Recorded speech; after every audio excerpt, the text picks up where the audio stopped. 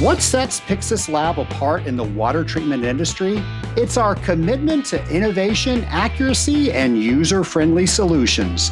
Our OxyPanel Plus eliminates reagents and simplifies maintenance. Our PTSA expertise ensures precise chemical dosing. Our radar level sensors offer cutting-edge monitoring capabilities. But more than that, we understand that water treatment professionals deserve better tools.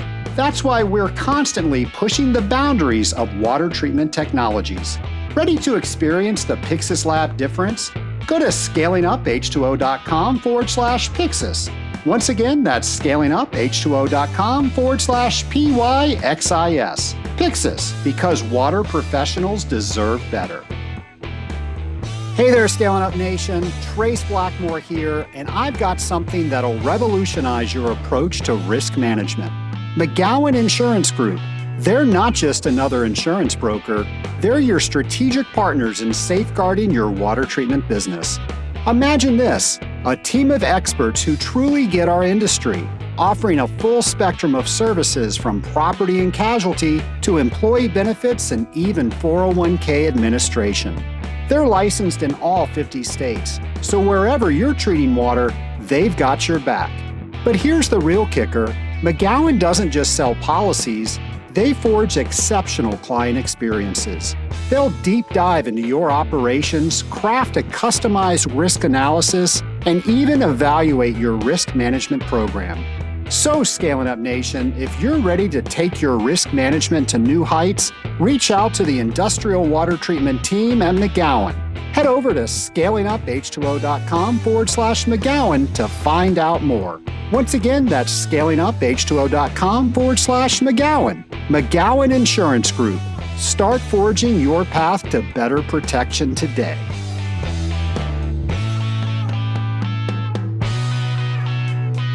Welcome to the Scaling Up H2O podcast, the podcast where we scale up on knowledge so we don't scale up our systems. I'm your host, Trace Blackmore, and it is one of my favorite jobs, Scaling Up Nation, to be able to bring this podcast to you each and every week.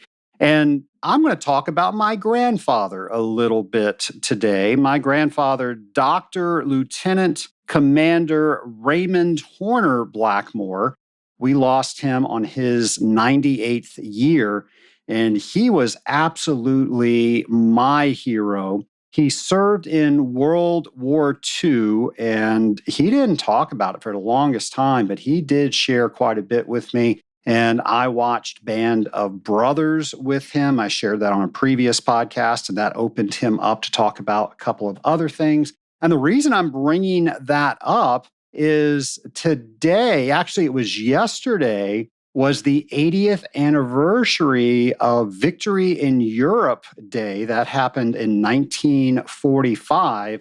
Well, that was the day that Germany unconditionally surrendered to the Allied forces.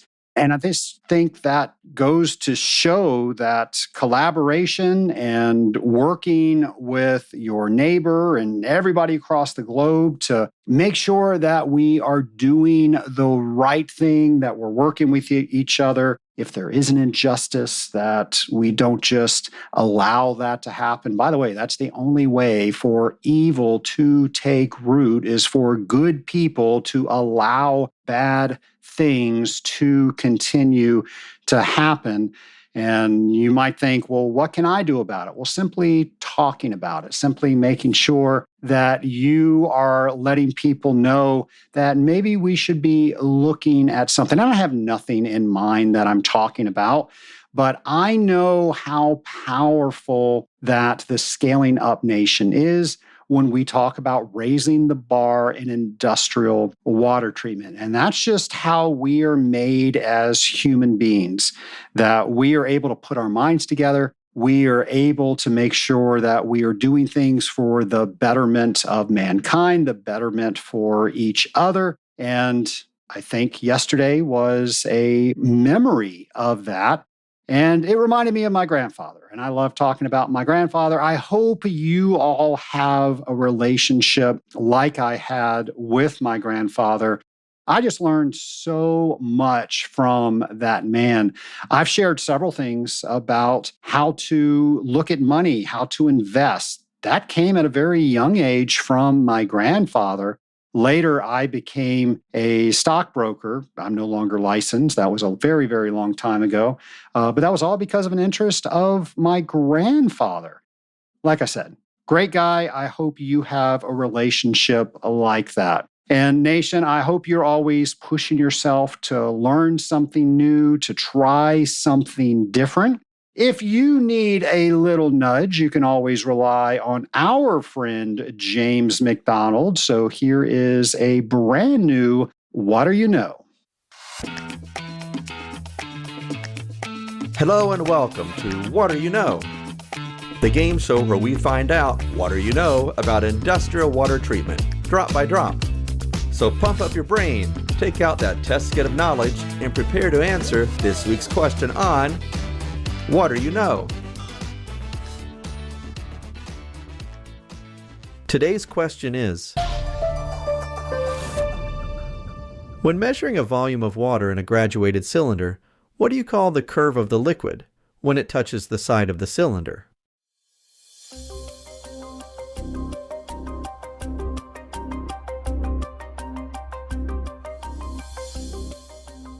It is called a meniscus. For liquids like water, it forms a concave meniscus, and we read the volume at the bottom of the curve. I'm James McDonald, and thanks for playing along with us. Stay tuned for next week's episode of What Do You Know?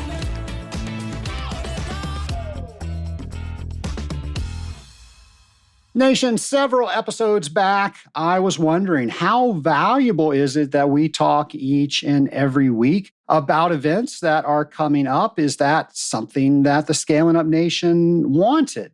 And overwhelmingly, the Scaling Up Nation said that they really enjoy hearing about the events coming up. Several people said they really like that we select just a few and then we put everything on our events page. So we don't have to talk about every single event on every episode. So we're going to continue doing it. Thank you for your feedback. And we always want to know your feedback. We want to make sure that we are delivering the best podcast for the industrial water treatment industry. So, Nation, we're going to ask when we have questions, and even when we don't have questions. If you want to go ahead and let us know what you are thinking about, you can go to scalinguph2o.com, go over to our show ideas page, let us know what that is. It could be anything, and that helps make us better. Now, on to a couple of events that you want to mark in your calendar. The American Water Works Association is having their conference in Denver, Colorado, June 8th through 11th. And we, of course, are going to have all that information on our events page. While you're there, you can also check out One Water Summit. That's taking place in Pittsburgh, Pennsylvania, July 8th through 11th. And this is the nation's premier gathering of diverse water leaders. And it's been taking place since 2016. And it's all about creating a unique space for collaboration centered around timely water challenges and solutions. So if you want to learn more about this, we will have all that information for you on our events page. And I'm not sure if this is an acronym, if it's pronounced MWEA, but it stands for the Michigan Water Environment Association. They're having their 100th annual conference in Boone Falls, Michigan, June 15th through 18th. And their theme this year is a century of excellence and a future of possibilities. As I said, we're going to have all of those events and more by going to scalinguph2o.com, going over to our event section. Well, Nation, I'm really looking forward to bringing today's interview to you. So here it is. My lab partner today is returning guest Dave Fitzgerald of North Metal and Chemical Company. Dave, welcome back to the Scaling Up H2O podcast. Hey, Trace. It's great to hear from you. Looking forward to talking some more. I am as well. And last time you were here was in October of 2023. That was episode 334. And you were talking about inventory intelligence and how do we enhance our profitability through smarter decisions. And I have to say, we have the hindsight back to October of 2023. You had some pretty good predictions of what was going to happen that actually happened. I love making predictions. People will talk about setting goals or putting things on your to-do list. And I like to tweak it and just turn it into making predictions. And one of the reasons is if you make a prediction, let's say it'll take 3 hours to clean up this section of the warehouse. I'm using like if I'm talking with somebody that's working in the warehouse. If the prediction is 3 hours and it ends up taking 4 hours, then you really didn't lose. You're just off. Your prediction was off, and you'll get better at making that type of prediction. And so I like to turn my to-do list into a prediction list. I like to take a look at everything that's going on out there in politics, in global economics, and just instead of having opinions, try to turn it into a prediction. I love that. And I think we're all missing something because I know everybody probably does a to-do list, but what is the approximate time we think it's going to take us to do that? And that gives us something to measure. I think that's gold. Yeah, well, it does give you something to measure. It's just a different way to think about it that has this sort of gravity that pulls you into it. If the goal is to be good at figuring out how long something's going to take, it just drags you right into what I guess if the prediction is the hypothesis, it drags you into that testing phase of the science of what you're doing. And so the more predictions you make, the better that you get at it. The more that you're going to notice outlier data and everything that you get back. And it gives you more information that you can start making the next prediction. And I enjoy it. I'd love to be able to share the predictions. That makes it more exciting. It's sort of like going on record that, this is what you think that is going to happen. And because you care so much about what's going on, you want to go ahead and share that advice. So with global cargo freight and costs of raw materials and things of that nature, and just really general economics, I love to predict what's going to happen. As federal interest rates, increase or decrease, as inflation increases or decreases, I like to think to myself, what are CFOs across the nation doing as far as their inventory? What are they doing to maximize their profits or keep their job another year? Those kind of things, so that I can guess, where we need to be with inventory to be able to take care of our customers. And Dave, I'll share that you are a member of the Rising Tide Mastermind in the Full Steam Ahead group. And all of the mastermind members really enjoy your predictions because you give them to us first and we get to take advantage of that. Yeah, I try to share things on a monthly basis as we're providing price increases. We need to make sure that we're giving monthly pricing because the molybdenum costs are pretty high and there's a lot of variability. And so it's gotten us into providing the monthly cost and updating our cost all the time. Some people might say, can't you just hold prices? Well, you can always hold prices at higher amounts. You always have to put cushions in if you're going to hold prices for a long period of time.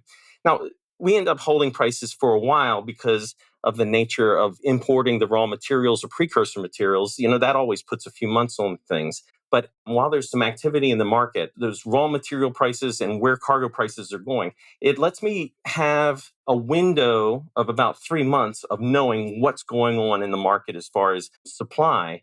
And it lets me share with loyal customers, where things are going to go.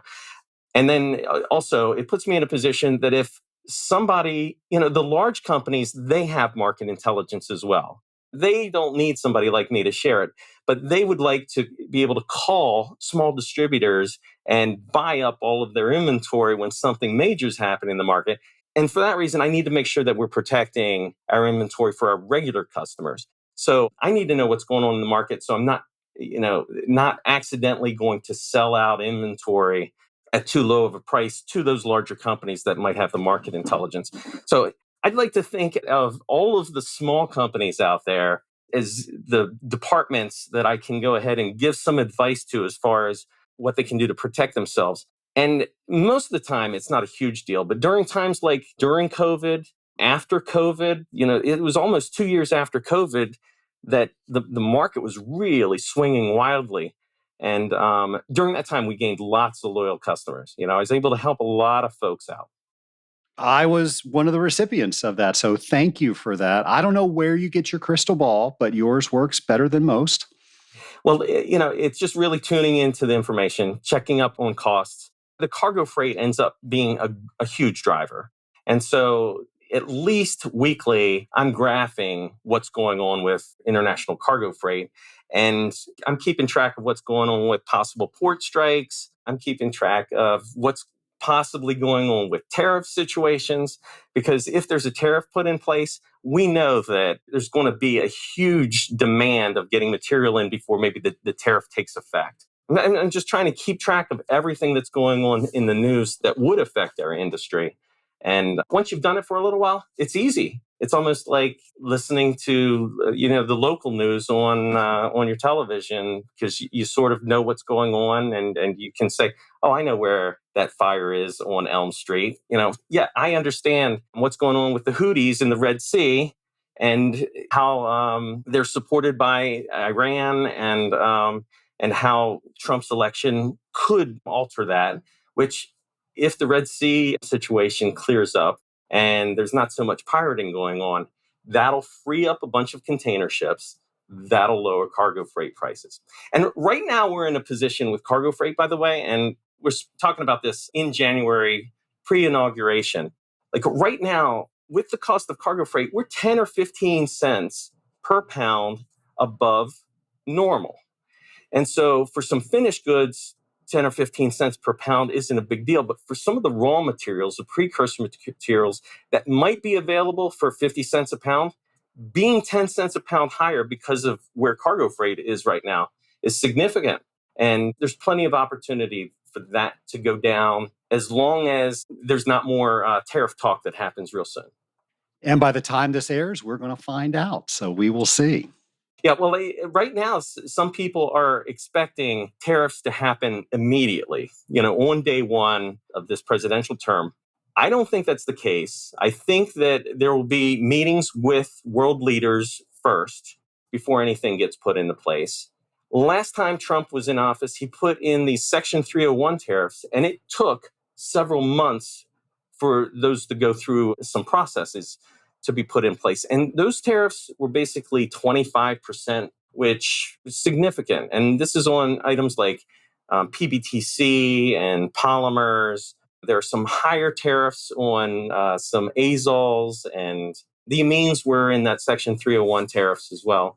So a good chunk of the materials that we're getting here, mainly the U.S. market, are affected by those tariffs. And a lot of people thought, well, when Biden gets in the office, he's anti-tariff. He'll go ahead and wipe them away. But instead, at the end of his term, he actually added some Section 301 tariffs. And so just keeping track of what you think is going to happen and why is important. I don't think any of these tariffs could be put in place until further into the year, just because tariffs certainly cause inflation. And I think they're going to be pretty cautious about that. I can imagine that if more tariffs are being put in place, it would probably go along with a decrease in either personal income tax or corporate income tax, just to be able to stave off some of the inflationary aspects of things. So right now, a lot of people are worried about it and trying to stock up. But at this point, we're well stocked. But I think there's plenty of downside that'll happen before we get close to any tariffs being put in place, in addition to what we have.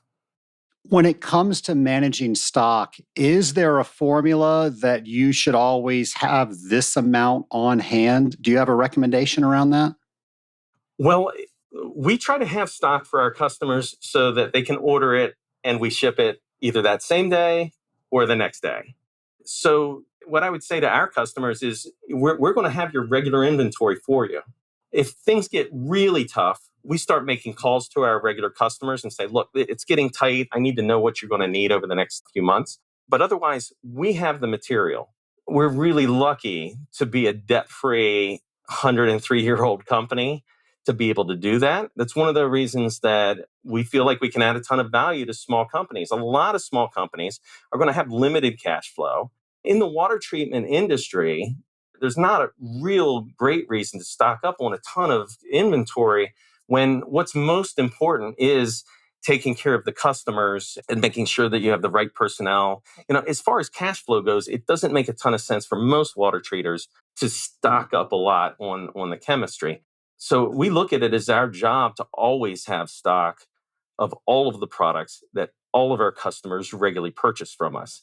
And so we're not like a regular company where I have a salesperson that would be like, I'm commission and I just got an offer for 2 truckloads of HEDP. I need to be able to sell it. We don't have anybody commissioned like that. If we need that HEDP on the shelf just in case a situation lasts for a couple of months, we're not going to sell it because we're committed to the small customers. It might not make the most financial sense. If we had a CFO here, he or she would probably be going crazy that we would do such thing. But we're really blessed to be in the situation we are, and it makes it easy to sleep at night. It makes it enjoyable to come to work. It really makes sure that we have great relationships with our customers. And we're going to talk about that because we work with you and you're one of our favorite suppliers with just how friendly you are on the phone and answering the phone. And how do you make sure that that level of customer service is your culture? Everybody in your company understands how important that is. So with culture, it's important to make sure that you have the right people to start with. So it's important to hire correctly. It's important to onboard correctly. And it's important to take that onboarding message that you have and repeat it constantly. And so if you were at one of our meetings that I have out with our warehouse personnel, and I'm discussing not only doing your job, doing the physical work, but making sure that you're doing the emotional labor. And the emotional labor, even in the warehouse, is having the right emotion, the right frequency, which, I'll go ahead and lay out. Some people come to work blaming other people. They get caught up in situations where they're avoiding stuff. There's a level of apathy. There's some regrets, anxiety. There are all of these negative emotions that a lot of people bring to work. It turns into drama. It turns into the traditional goofing around. Some people prank each other, putting stuff in each other's drinks or something like that. Those kind of emotional frequencies aren't productive. And basically, they're all attached to ego. So I'm having this conversation with every one of our employees. I'm calling out that drama and goofing around and all of that is part of ego. And then I'll go ahead and say, you're expected not only to come in and do your job, but to care, to be curious about how things are working, to care about how to make it better, to be grateful who you're working with, to the company, be grateful to the customers, and try to find ways to pay that gratitude forward. It could be kindness to another employee. It could be making sure that you go ahead and take the drums that were on a broken pallet and switch it over to a pallet that's not broken. Because we wouldn't want to get a broken pallet with drums and we wouldn't want to chance those kind of things.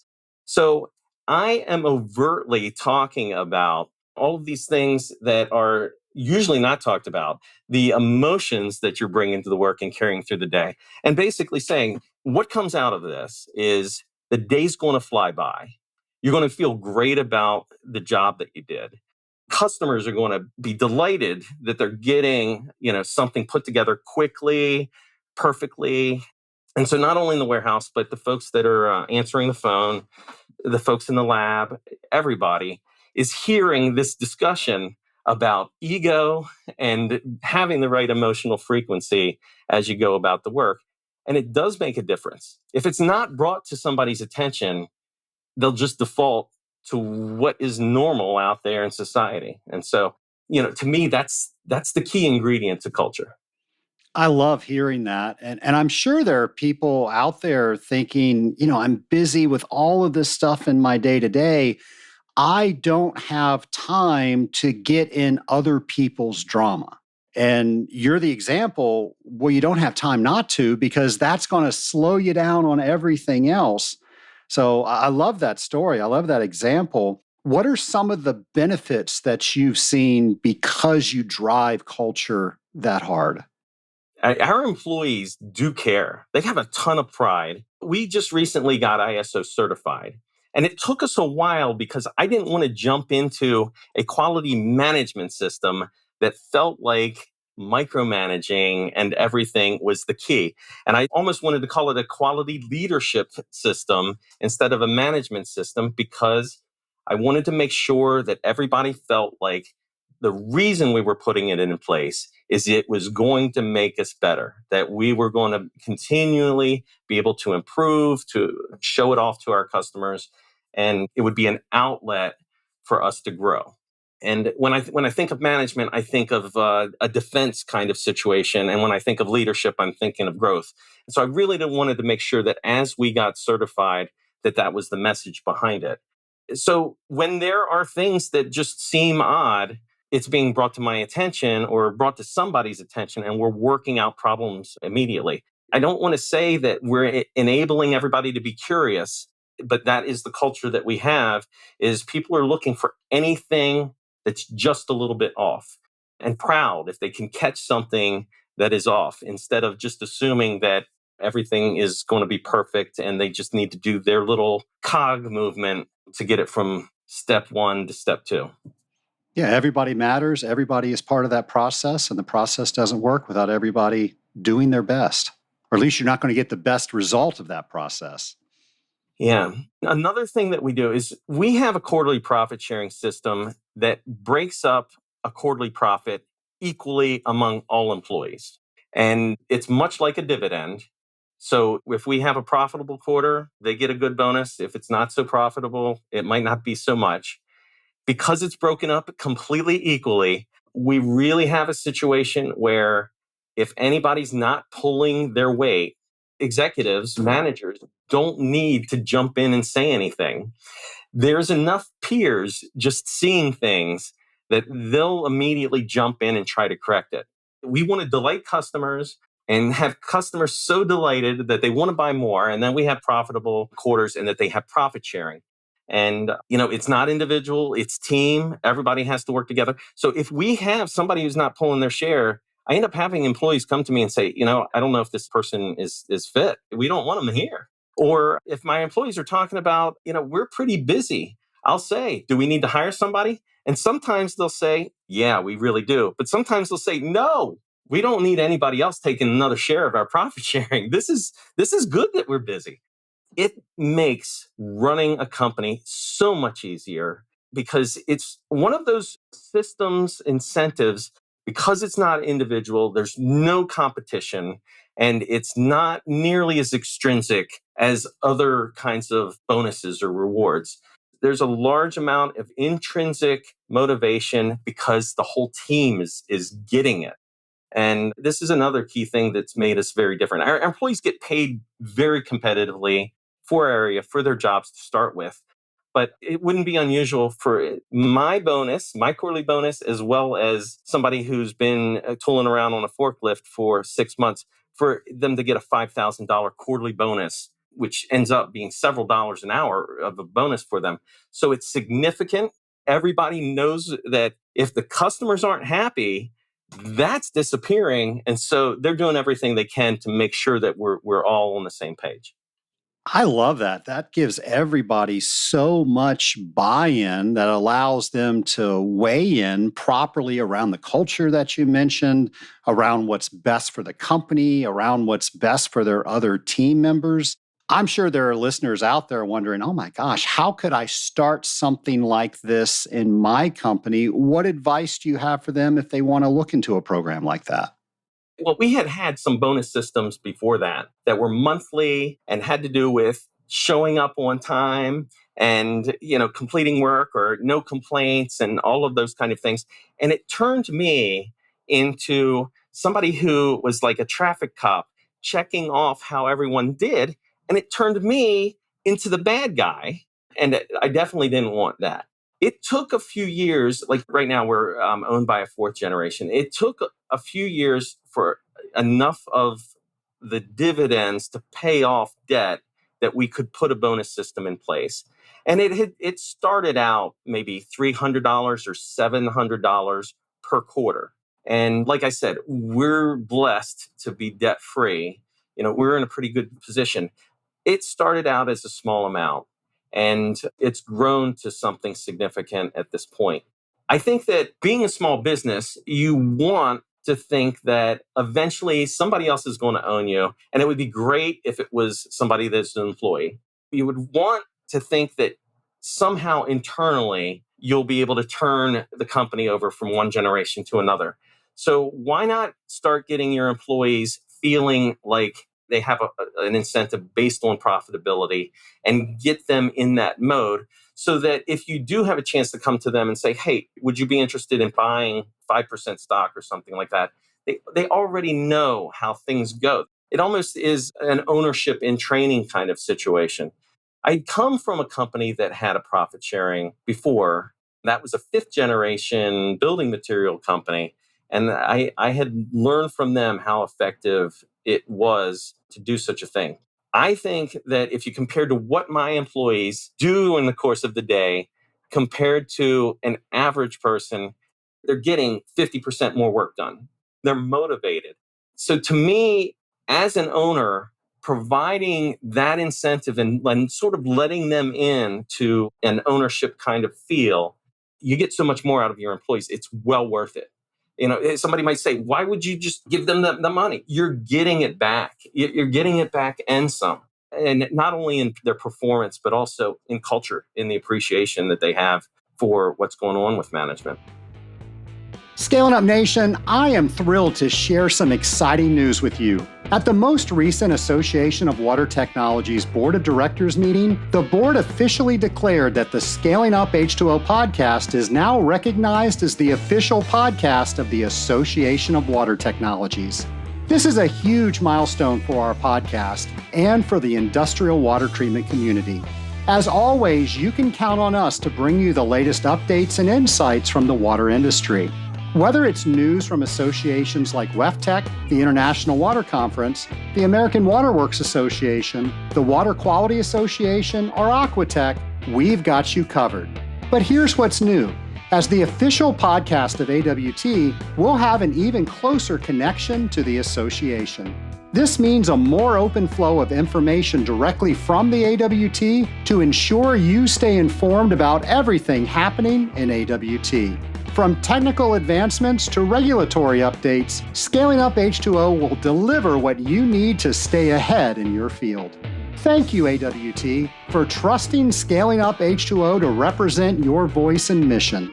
We are honored to be your official podcast and look forward to continuing our journey together in serving water treaters everywhere. And now, back to our interview. North Metal and Chemical Company, I always assumed it was called North Metal because you are in the northeast part of the country, but I understand that's not exactly how you got your name.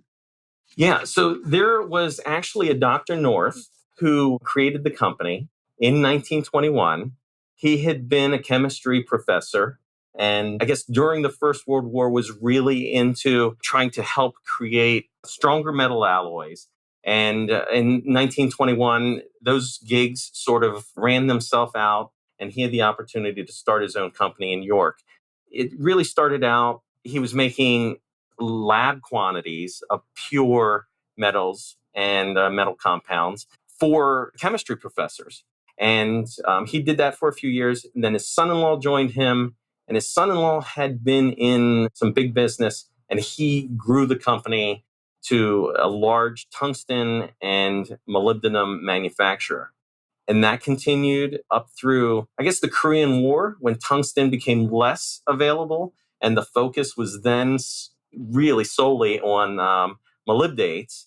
And that's what we did for quite a long time.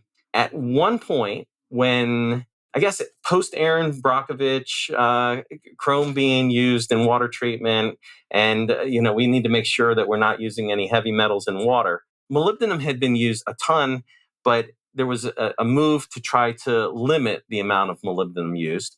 And at that point, a lot of our customers, especially in the water treatment business, said, we'd love to be able to continue to get stuff from us, but we can't use as much sodium molybdate usually. And so that's when we started bringing in some of the other water treatment chemicals. In the beginning, we just started bringing in containers and trading them. Now we're at the point where we have formulations that we have producers make for us. We test in our own lab every single lot that goes through here.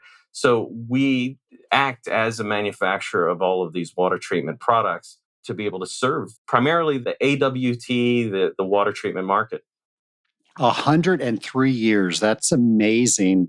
How do you make sure a company, 103 years old, it's transitioned through 4 generations? How do you make sure the company is continuing to go in the direction everybody wants to? There's no upset between one change to a generation to another. You guys have obviously nailed it. And there's so many water treatment companies that are listening today that they're going through this right now. How do I transition from myself to my son or whatever they're thinking of? Any advice for them? Yeah, well, right now, Jeff Hamill is the main owner of North Metal and Chemical Company. His great-grandfather was Dr. North. His niece is Sarah Scott, who works for us now. So she's the 5th generation, great-great-granddaughter of Dr. North. And she has her chemical engineering degree from Bucknell. She's very capable. And so I have a lot of confidence that we'll be able to keep this a family company into another generation. One of the keys, I think, is, every generation has to take a look and know that you're going to go through a ton of changes.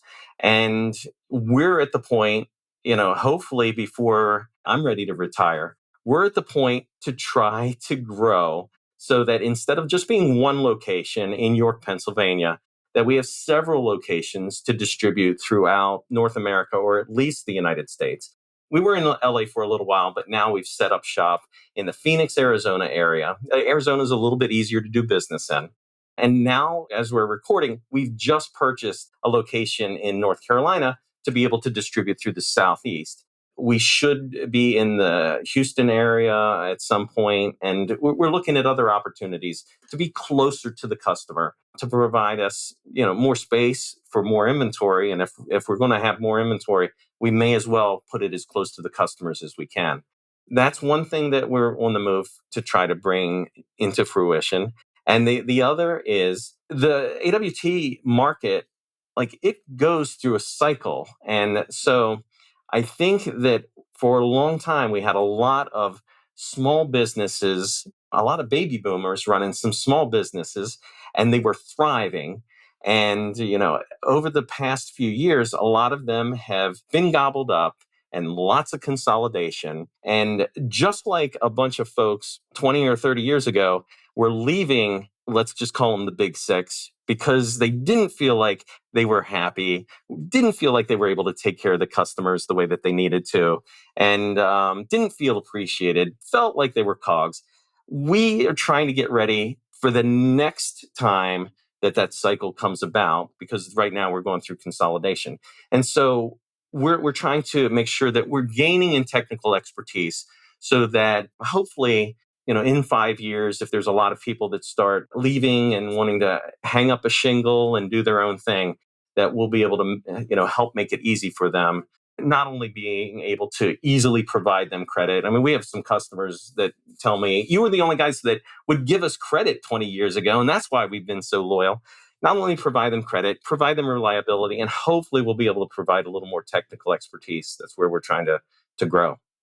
Well, thank you for that. I recently also learned that you are a fan of meditation. I will be honest with you. I have been given the recommendation to meditate. I have never been able to do that. I can't calm my mind. I can't stop thinking about all the ideas that I have, all the things I want to get done. So I am curious, why would somebody want to meditate? How could somebody like me even begin to start? And what are some of the benefits? Yeah, well, not only have I been meditating, not straight through, but since college, I've been meditating. And I've done lots of different versions of meditation. In addition to the habit of meditating in mornings, I also take cold showers. And so let me just tell you real quick, the cold showers, there's this fellow, Wim Hof. He's called the Iceman. He's Dutch, and he does these ice baths and things like that. And I picked this up, and it's supposed to be healthy for you. It's supposed to really be able to help you increase your immune system, make you stronger. And the reason that I take a cold shower every morning is because if I can face the discomfort right out of the blocks, if I have the emotional maturity to not want to turn that cold water on, but take the shower in cold water every morning, everything else is easier. Not avoiding the discomfort is key. And not only do I just put up with it, but I reframe in my mind that the cold shower is exhilarating. And if you can reframe things so that you can get through them, or that you can even embrace them in the face of discomfort, you have a superpower. And so I take the cold showers basically to try to dominate over the fear or the avoidance response. And I tell you this because I do meditation for the same reason. And so early in meditation, it was just like try not to think of anything, just focus on your breathing. I've tried lots of there's a loving kindness meditation that's called metta. I did transcendental meditation for a while, which is repeating a mantra over and over again. These are things that basically are trying to keep your subconscious mind or your mammal mind, the one that's, underneath your intelligence brain that's in every mammal. But anyway, it's trying to go ahead and tame it. And so just like when you're trying to train your dog, to tell your dog to try to do nothing, it's hard. You need to actually try to do something. And so if you're saying, I have a hard time, concentrating or whatever, it's almost like I could say, don't think of a pink elephant and expect you to not do that. I just did. Yeah. Well, the thing is if I can go ahead and say, well, what should you be thinking? What would be something that brought you an emotional maturity level increase, or let's just call it emotional labor? If emotional labor is a superpower, how would you work it out? And so my version of meditation, which I don't know of anybody else doing it, is I go through a series of emotions and I feel every one of those emotions for a period of time. I start out feeling these emotions that would be of maybe shame or blame or apathy, grief, stress, anxiety. I'm taking a few seconds to feel every one of those emotions. And I feel it for a while, I embrace it, and then let it go. And I'm working my way up to feelings of gratitude, feelings of generosity, kindness, hospitality, peace, unconditional love, a feeling of astonishment or awe. And I'm working my way through this. And it's just like a workout that you would do in a gym where you just, you do each one of them. I find that practicing all of these emotions sort of gives me a mastery of the emotional vocabulary. And it also trains myself to notice each one of these emotions. And my mind is triggered. Okay, what comes next? What emotion should I choose next? And so being untriggerable, I'd like to think of it as just emotional maturity. That's what I'm working on. And so if you know that you can get better at something by training your brain, and it really only takes me 5 minutes, sometimes 20 minutes, but I can get it done in 5 if I'm in a hurry. To me, it's a no-brainer to give it a shot. And I think once you're doing it for a while, you'll find that as you're peaking out with these top emotions, that you realize that you're visiting some emotions intentionally and you can do it anytime you want. And this is like having a tool in your tool belt that it is a superpower. It's amazing. And when you start feeling one of those lower emotions, you recognize it and you realize you can change it as quickly as you need to. I hope you can tell how much I think that meditation is worth giving a shot. But I did it for years, all of the other ways, so I understand what you're talking about as far as it doesn't feel like I can do it. When people have tried to lead me into meditation, they will say, clear your mind. And that's what I have an issue with. That's not what I heard you just say. What I'm doing is very different. And I've tried all of those other things. What I'm doing might not be for everybody, but I'm just glad that people know that there might be a choice and that, like I said, don't think of a pink elephant. How long is it going to take before you gain that skill? I don't know. I figured if I'm going to take the time to do this, I'm going to be really intentional. Dave, I got to say, I see a book on this in your future, and it's got to be called Pink Elephant Meditation. I can't remember where I stopped. Every once in a while, I go back and start, writing a book. I think I have like 10,000 words now. Just like anything, I feel like, once I write something down and then I start changing what I do, I feel like the book's not ready yet. But if somebody wants to give it a shot, I'd be happy to try to help them out with what I do. Dave, if the Scaling Up Nation just leaves with one underscored message today, what do you want that message to be? I would just want to point out that when it comes down to your supply chain, you have a strategy. You either came up with an intentional strategy or you just did the default strategy. And the default strategy ends up in most cases being cheapest is best. Most of the time, everything else works out. It's the old-fashioned way of doing business and asking somebody for a price, and whoever's cheapest, that's who you're doing business with. And to me, that is really competition focused. I would love for people to think you can be collaborative and that you figure out who you want to do business with. What's the type of company that you'd like to deal with? What's the type of person who's really trying to do their best to support you, and have a two-way conversation. If there's a price on the price sheet that isn't the cheapest, maybe somebody can, work on something, especially if you're dealing with a small company. I know that if you call, a multinational company and say you're, a couple cents high, there's nothing that can be done. But if you're dealing with a small company and you can be collaborative as a purchaser, this is your chance to basically vote for what kind of supplier, what kind of supply chain you have in the future. And if you're voting cheapest is best, I'm going to support the folks that are supporting the multinationals that aren't important to me. That's not a good vote.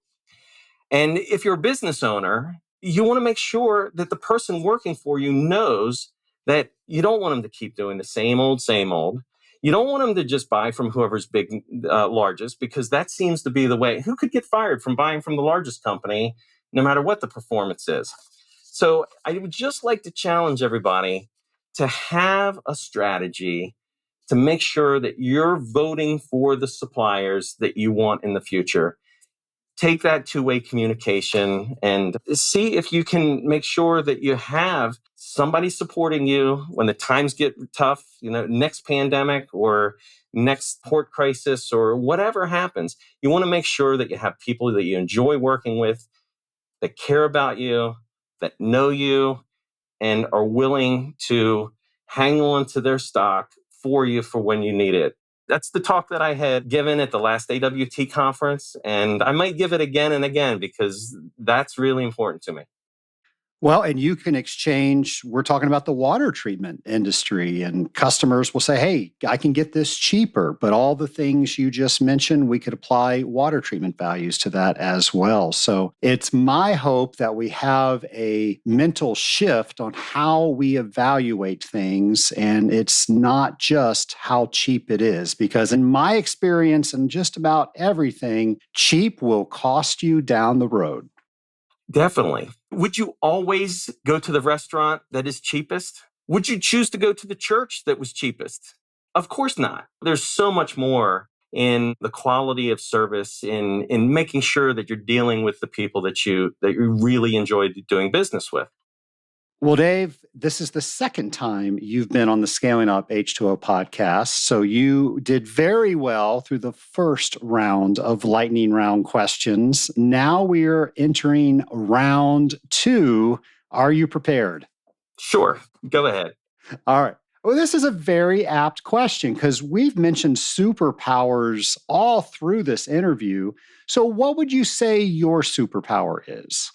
I don't know if it's a superpower, but reframing mindset.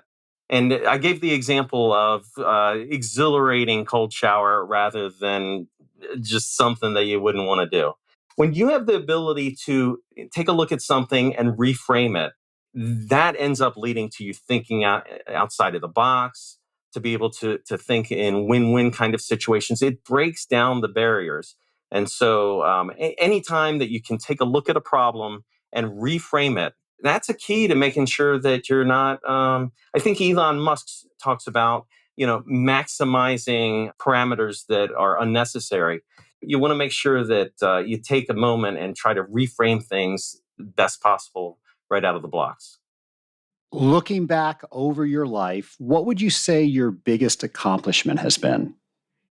Well, Trace, I think I've mentioned to you before, I have a son. He's 30 years old now. And he, while in college, went through a traumatic situation, the death of someone he was really close to, and had gone through quite a bit of time of depression. And just sticking with him and seeing him come out the other side, happy, healthy person that really enjoys life. I was lucky that I could give him a place to work. I was really lucky that things came out well. But that's something that was most important to me. And even though it's not my achievement, because I was able to provide some support and hang in there, that's the most valuable experience I think I could say that I have. If you had a magic wand and could change anything in the world, what would you change and why? So I love small business so much. If I had a magic wand and could internationally limit the size that corporations could be, that's what I would do. Because if you could keep the size of every company to something that felt like a tribe or an extended family, all business would be better. It's only the size of businesses where they're allowed to turn into dividend machines. Like I have money in 401k. And so that means I'm invested in all of these big corporations that don't care about anybody, spend a lot of money to try to create rackets. But when you have a choice, when you can go to that one-off restaurant with and know the owner, if you can do those kind of things, that's the closest thing to waving the magic wand because you're voting for a small business there. But yeah, if I could wave a magic wand and limit the size of corporations to, I don't know, 150, 300 people, I would even want it to be smaller, but I think the world would be a much better place. What is a book you think everybody needs to read this year? I have a few. Seth Godin is one of my favorite authors. He has a new book called This is Strategy. There's also a video series that he has attached to it. That's great material. It's a great way to figure out how to look at your business in a different way. I think I've mentioned the word strategy a few times today. It really had me thinking. His material is so enjoyable. That would be one. There's another author. He used to be the Dilbert cartoonist, or I think he still does, but his name is Scott Adams. He has a book that's called Reframe Your Brain. And because I was jogged on thinking about that reframing, that's a book that's only been out for 2 or 3 years. And that is a fantastic read. I love Dan Sullivan and Benjamin Hardy. 10X is greater than 2X. That's a book that is fantastic. Also, something that has made a big difference. I read the book Unreasonable Hospitality. It's about the restaurant business, but I think that if any time that you're running a business and you can bring that level of hospitality to it, you're going to stand out. People will love doing business with you. And I think that every company should look at the way that they approached fine dining and see what you might be able to apply to your own business in the way that you conduct yourself. Well, Dave, appreciate you coming on the podcast for time number 2. I know the entire audience is thinking about things they're going to do in their personal life and their business life. So I want to thank you for starting those thoughts and for once again coming on the Scaling Up H2O podcast. I'm happy to. You asked me questions about all the things I love to talk about. So yeah, anytime. Nation, how much value did we get from today's interview? We talked about inventory intelligence, supply strain strategy, company culture, meditation and personal growth, and industry trends. We were all over the place with this interview with all great information. Dave is just a fantastic guest. He's so easy to talk to. And it's my hope that maybe if you never thought about supply chain stuff, you're now thinking a little bit differently. You're thinking about all the things that Dave does on a daily basis on how do you take some of that information and put that into your regular routine. Or maybe you just now are able to explain things better. What's going on in the economy to your customers, to your partners. So lots of great information today. And we'll, of course, have our show notes page. So if you want to go back and look at any of the resources that we talked about, those are all going to be there. And I really enjoyed Dave talking about creating a value of culture, a culture of emotional maturity and intrinsic motivation. That was just phenomenal. And I can't wait to talk to Dave more one-on-one about that. So many great ideas, so many things that I want to do, and I'm going to learn more about that. So if you want to get started, like I said, we're going to have some more information on our show notes page. And how many people are going to start taking cold showers? Man, I remember that I do that on occasion. And I read somewhere that taking the ice plunge and even cold showers, which isn't ice, even though it feels like it in the morning, it forces your mitochondria in your cells to reproduce. It gives you better energy.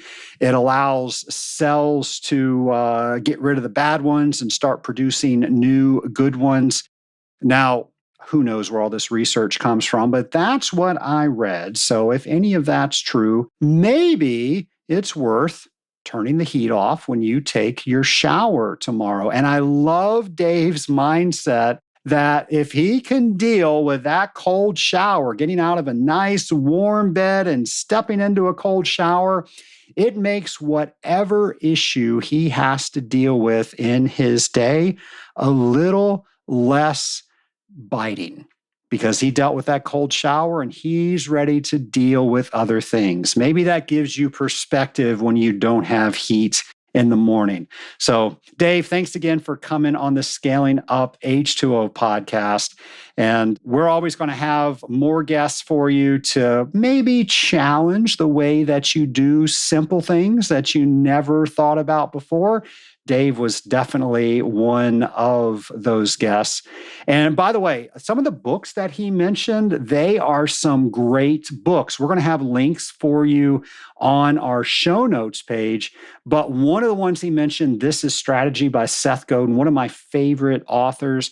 I don't think he's written a bad book that I have read anyway. So if you want the list of all the things that he mentioned, we're going to have that on our show notes page.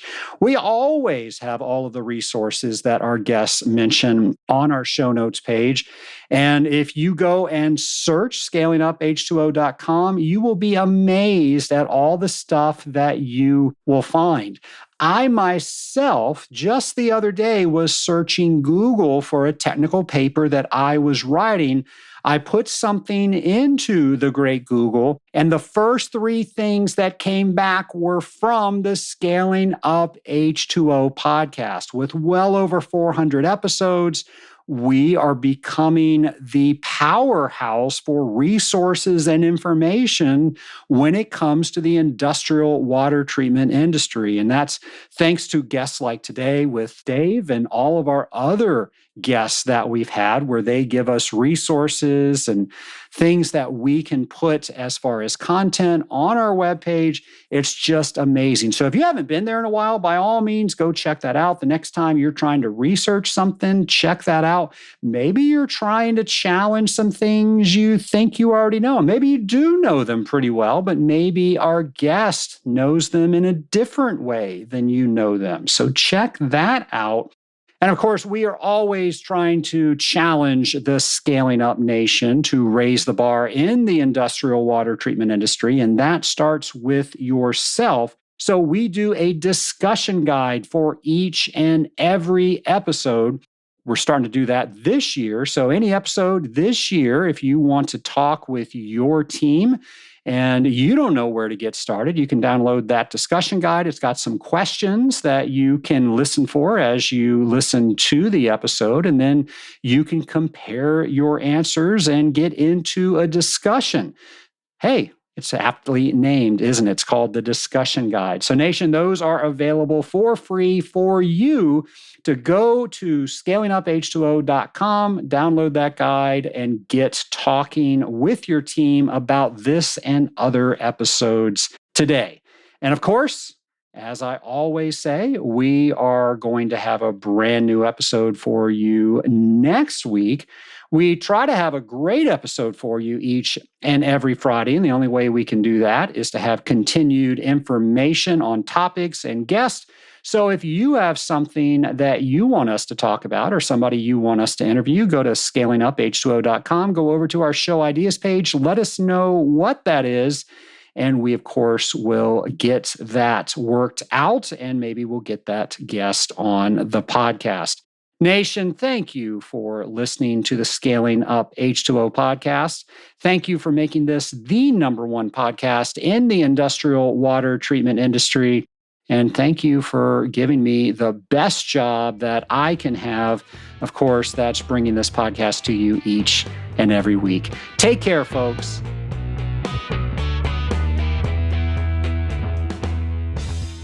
Achieve your goals with the Rising Tide Mastermind.